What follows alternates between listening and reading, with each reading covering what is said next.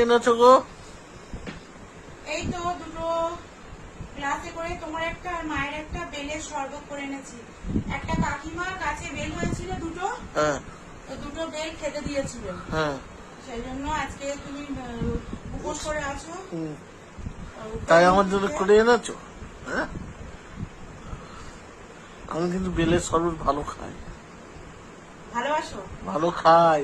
ভালো খাওয়া না, তোমার জন্য এনেছি। দাও তো, দাঁড়াও উঠি। বসো।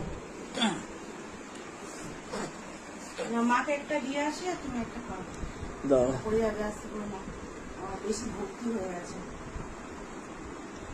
তো বন্ধুরা, বেল দুটো কিন্তু খুবই পাকা ছিল, তো আমি হালকা করে একটুখানি শরবত করেছি, আর ছিবাগুলো আজকে সব ফেলে দিয়েছি, ওই জন্য এত দেরি হলো জানো, অনেকটা মানে ইয়ে ছিল।